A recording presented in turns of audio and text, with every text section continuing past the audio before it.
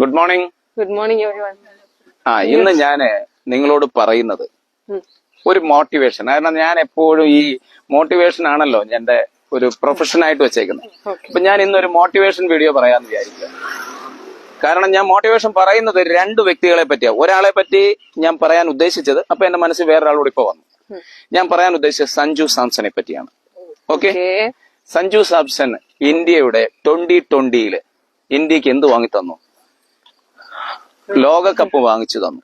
Okay, ആ ഇന്നലെ അതൊക്കെ തന്നോന്നോ? ഇന്നലെ കഴിഞ്ഞടേ. അപ്പോ ഇനി അടുത്ത ഒരു സംഭവം എന്താണെന്ന് ചോദിച്ചാൽ ആ ശ്രീജയെ പറ്റി പറയണമെന്ന് വിചാരിച്ചു. പക്ഷെ ഞാൻ എന്റെ ദിവസത്തിൽ ഞാൻ മോട്ടിവേഷൻ ആയിട്ടുള്ള സംഭവങ്ങള് കൃത്യമായിട്ട് ഇങ്ങനെ പറയാറില്ല. അപ്പൊ ഞാൻ വിചാരിക്കുന്നു ഒരു മോട്ടിവേഷൻ വീഡിയോ പറയാം. അപ്പൊ ഇത് മോട്ടിവേഷൻ പറയുമ്പോഴേ ഞാൻ ഈ ഫോൺ വിളിച്ചുകൊണ്ട് പറയാൻ പാടാം. അപ്പം നേഹ മുന്നോട്ട് നടന്ന് പിടിക്കുക, ഇടയ്ക്ക് പ്രകൃതിയൊക്കെ കാണിച്ച് ചൂടെ മുന്നോട്ട് നടന്നാൽ മതി. Very good, very good. അപ്പൊ ഞാൻ പറയുന്നത് സഞ്ജു സാംസനെ പറ്റിയാ. ഓക്കെ, സഞ്ജു സാംസനെ പറ്റിയും അതോടൊപ്പം തന്നെ ശ്രീജയെ പറ്റിയും ഒക്കെ ഞാൻ പറയാം. ഓക്കെ, അപ്പോ 1994 സഞ്ജു സാംസൺ ജനിക്കുന്നത്. മനസ്സിലായോ? 1994 സഞ്ജു സാംസൺ ജനിക്കുന്നു. സഞ്ജു സാംസന്റെ അപ്പന്റെ പേര് വിശ്വനാഥൻ. എന്തോ വിശ്വനാഥൻ. അദ്ദേഹം ഡൽഹി പോലീസിൽ വർക്ക് ചെയ്തുകൊണ്ടിരുന്നതാണ്. അപ്പം ഡൽഹി പോലീസിൽ വർക്ക് ചെയ്തുകൊണ്ടിരുന്ന സഞ്ജു സാംസന്റെ അപ്പൻ ഒരു ഫുട്ബോൾ കളിക്കാരനായിരുന്നു. അയാൾക്ക് സ്പോർട്സുമായിട്ട് ഭയങ്കര സ്വപ്നങ്ങളുള്ള ഒരു മനുഷ്യനാണ്. അങ്ങനെ അയാൾ മകന്റെ ക്രിക്കറ്റ് കളിയുമായിട്ടൊക്കെ ബന്ധപ്പെട്ട് പുള്ളിക്കാരെ എന്ത് ചെയ്യുന്നു? കേരളത്തിലേക്ക് വരുന്നു. തിരുവനന്തപുരത്ത് വിഴിഞ്ഞത്ത് താമസമാകും. അവിടെ നിന്ന് ആ പയ്യൻ ക്രിക്കറ്റ് കളിയിൽ സജീവമാവുകയാണ്. ആ ക്രിക്കറ്റ് കളിയിൽ സജീവമായ അവൻ അണ്ടർ 16 19 കളിക്കുന്നു. രണ്ടിലും ഭയങ്കര പെർഫോമൻസ്. നമുക്കറിയാം IPL തുടങ്ങിയ സമയമായിരുന്നു. ആ IPL അവൻ രാജസ്ഥാൻ റോയൽസിൽ കളിക്കുന്നു.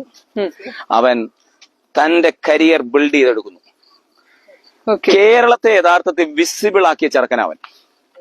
ക്രിക്കറ്റ് കളിയിൽ കേരളത്തെ വിസിബിൾ ആക്കിയ പയ്യനാണ് സഞ്ജു സാംസൺ. ആ സഞ്ജു സാംസൺ രാജസ്ഥാൻ റോയൽസിൽ നിന്ന് എന്തു ചെയ്യുന്നു? ഡൽഹി ഡെയർ ഡെവിൾസിലേക്ക് പിന്നെ പോകുന്നു. അവിടുന്ന് പിന്നെയും സഞ്ജു സാംസൺ രാജസ്ഥാൻ റോയൽസിലേക്ക് തിരിച്ചു പോകുന്നു. ഈ സമയങ്ങളിൽ അവൻ എടുത്ത ഒരു ഹാർഡ് വർക്ക്, ആ ഹാർഡ് വർക്കിന്റെ ഫലമാണ് അവൻ ഇന്ത്യൻ ടീമിൽ 2020 പോയത്. ആ 2020 പോയപ്പോൾ തന്നെ നമ്മൾ ചിന്തിക്കേണ്ട ഒരു കാര്യമുണ്ട്. ഇയാളങ്ങ് സക്സസ് ആയില്ല. 2024 അവൻ എന്ത് ചെയ്തെന്നറിയാമോ? മൊത്തം കളിയിലും പുറത്തിരിക്കേണ്ടി വന്നു. അവനെ ഇന്ത്യൻ ടീമിലെ പലരും കളിയാക്കി. അപ്പൊ സൈഡ് ബെഞ്ചിൽ ഇരിക്കുന്ന ഒരു ചെറുപ്പക്കാരനായി മാത്രം 2020 നിൽക്കുമ്പോൾ നിങ്ങൾ നിങ്ങളുടെ ജീവിതത്തിൽ തഴയപ്പെട്ടു പോകുന്ന നിമിഷങ്ങളെ പറ്റി ചിന്തിച്ചിട്ടുണ്ടോ? ആ തഴയപ്പെടൽ ഹൃദയവേദനയാണ്, അപമാനമാണ്. പക്ഷെ അവൻ ആ കളി കണ്ടുകൊണ്ട് അവിടെ നിന്നു. അവന്റെ ഹൃദയം നീറി മുറിഞ്ഞിട്ടുണ്ടാവും, പക്ഷെ അവൻ ക്വിറ്റ് ചെയ്തില്ല. നിങ്ങളുടെ ജീവിതത്തിൽ നിങ്ങൾ ഏതെങ്കിലും സാഹചര്യങ്ങൾ നിങ്ങൾ തഴയപ്പെട്ടു പോകുമ്പോൾ നിങ്ങൾ ക്വിറ്റ് ചെയ്യും. കളഞ്ഞിട്ടോടരുത്. കൺസിസ്റ്റൻസി, പെർസിസ്റ്റൻസി, ഡിറ്റർമിനേഷൻ എന്ന് പറയും. പെർസിസ്റ്റൻസ് മനസ്സിലാണോ? ഇതൊക്കെ കൃത്യമായി അവൻ അവിടെ വർക്ക് ചെയ്തുകൊണ്ടിരുന്നു. പക്ഷെ അവൻ വിജയിച്ചു വരണമെന്നുണ്ടെങ്കിൽ ഇതുണ്ടായാൽ മാത്രം പോരാ.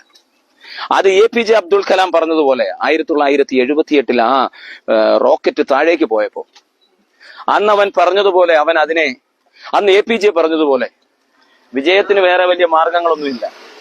വിജയിക്കണമെന്നുണ്ടെങ്കിൽ ഒറ്റ വഴി, പ്രാക്ടീസ്, പ്രാക്ടീസ്, പ്രാക്ടീസ്.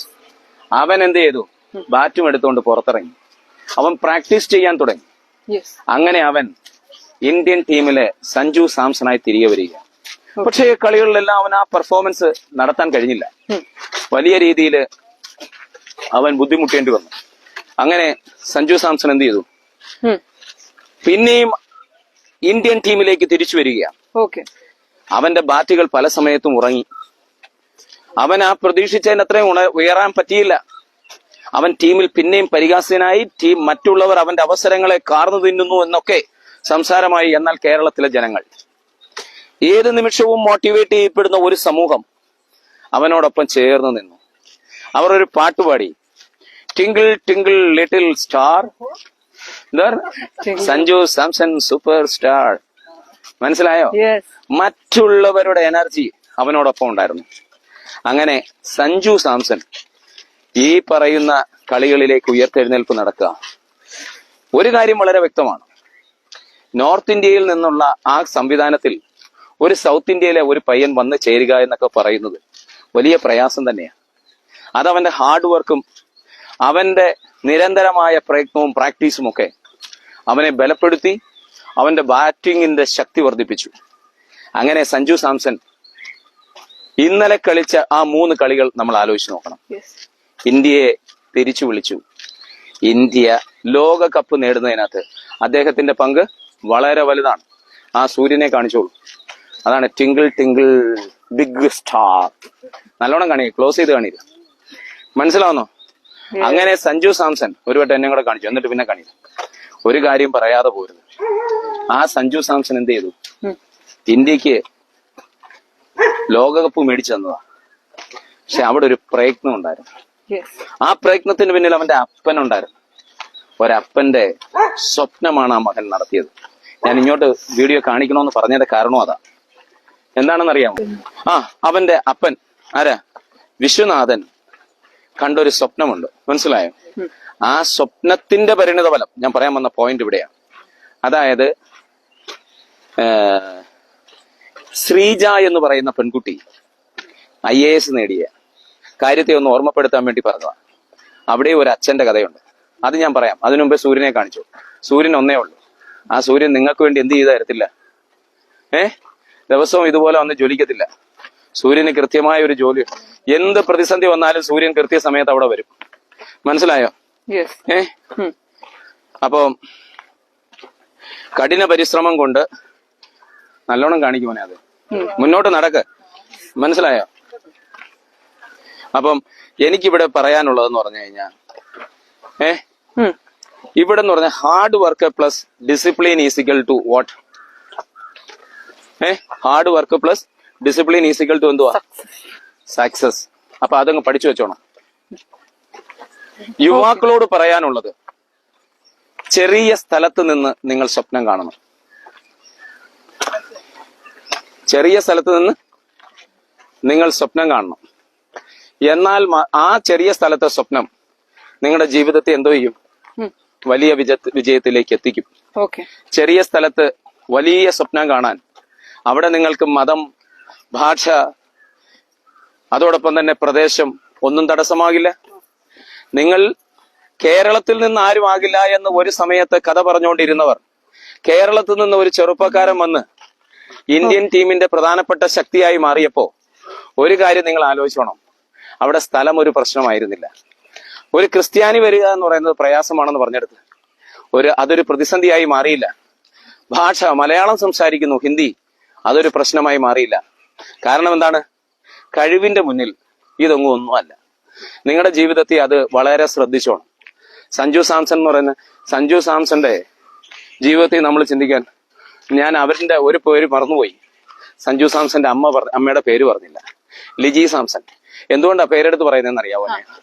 കുഞ്ഞുങ്ങൾ ജയിക്കുമ്പോൾ അതിന്റെ പിന്നില് സ്ട്രഗിൾ ചെയ്യുന്ന ഒരു ഫാമിലിയുണ്ട്, ഒരപ്പനും അമ്മയുണ്ട്. മനസ്സിലായോ? അവരുടെ പേര് ഓർത്തോണം. സഞ്ജു വിശ്വനാഥൻ, അതോടൊപ്പം തന്നെ ലിജി സാംസൺ. സഞ്ജു അല്ല, സാംസൺ വിശ്വനാഥൻ എന്നായിരുന്നു അവന്റെ അപ്പന്റെ പേര്. അതിൽ നിങ്ങൾ കൃത്യമായി പഠിച്ചോണം. കാരണം എന്താ? അവിടുത്തെ ത്യാഗത്തിന്റെ വില അവിടെയാണ്. ആ അപ്പനെടുത്ത നിലപാടുകളാണ്. മനസ്സിലായോ? സാംസൺ വിശ്വനാഥൻ എന്നായിരുന്നു അവരുടെ അപ്പന്റെ പേര്. അപ്പൊ അയാളെ ഒരു കാര്യം നിങ്ങൾ ആലോചിച്ചു. നമ്മുടെ ഏത് പ്രയത്നത്തിന്റെ പിന്നിലും നമ്മൾ കാണാത്ത ചിലരുണ്ട്. നിങ്ങളുടെ അമ്മ അതുപോലെ തന്നെ ഞാൻ ഇതിനകത്ത് കണക്ട് ചെയ്തൊരു കാര്യം പറഞ്ഞിരുന്നില്ലേ? അപ്പൊ ഈ മോട്ടിവേഷൻ പറയുമ്പോൾ എന്താ പ്രശ്നം എന്നറിയാം? നമുക്ക് ആ എനർജി സെറ്റ് ചെയ്യാനേ, ഇതിപ്പോ ഞാൻ ഈ ഫോൺ പിടിച്ചോണ്ട് ഇങ്ങനെ പറയുന്നോണ്ട് എനിക്കത് കൃത്യമായി കിട്ടത്തില്ല. അപ്പൊ നേഹയുടെ ഈ ഫോൺ തരുമ്പോഴും നേഹയ്ക്ക് എന്ത് മനസ്സിലാവുന്നില്ല, എങ്ങനെ അത് എടുക്കണമെന്ന് മനസ്സിലാവാത്തോണ്ട് അവർക്കൊരു ബുദ്ധിമുട്ട് വരാതെ എടുക്കണോ, അങ്ങനെ ഒരു ബുദ്ധിമുട്ട് വരുന്നത്. വേണ്ട. അപ്പം ഇനി എന്തുവാണെന്ന് ചോദിച്ചു കഴിഞ്ഞാൽ, ഈ സഞ്ജു സാംസന്റെ അതേ സംവിധാനത്തില് വളർന്നു വന്ന ഒരാൾ, ഇവർ രണ്ടുപേരും തിരുവനന്തപുരത്തുകാരാണ്. അതാണ് ശ്രീജ. ആ കുട്ടിയുടെ മൊത്തം പേരറിയാമോ? JS ശ്രീജ. എന്താ നിങ്ങൾ മൊത്തം പേര് പഠിക്കാത്ത? ശ്രീജ എന്ന് ചുമ്മാ പറഞ്ഞു പറയുന്ന പോരാ, അവളുടെ കഷ്ടപ്പാടിന് ജയ ശ്രീജ, എന്താ ജയ എന്ന് പറയുന്ന ആരാന്നറിയാമോ? ജയകുമാർ. ആ നരിമാമൂട് എന്ന് പറയുന്ന തമിഴ്നാട്ടിനോട് ചേർന്ന് കാണുന്ന കേരളത്തിലെ ഒരു സ്ഥലത്ത് അദ്ദേഹം ഒരു കൺസ്ട്രക്ഷൻ കൂലിപ്പണിക്കാരന്റെ, അതായത് ഈ കെട്ടിട നിർമ്മാണ തൊഴിലാളിയുടെ മകള് IAS എത്രാമത്തെ റാങ്കാന്നറിയാമോ?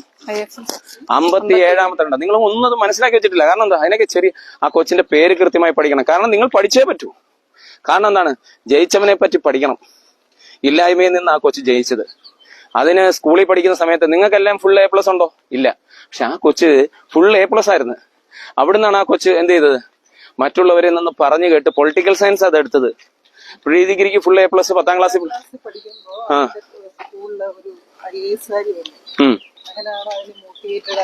കണ്ടോ? അവൾ ആദ്യമായി കേൾക്കുന്നത് ആ സമയത്താണെന്നാ പറഞ്ഞത്. അങ്ങനെ അന്നേരം അവൾ പറയുന്നുണ്ട്, ഈ IAS എന്റെ കൂട്ടൊരു കുട്ടിക്ക് ഇത് എഴുതിയെടുക്കാൻ പറ്റുമോ എന്നുള്ള ഭയങ്കര ഒരു അപകർഷതാ ബോധം അതിന്റെ മനസ്സിലുണ്ടായി. പക്ഷെ ആ കുട്ടി എന്ത് ചെയ്തു?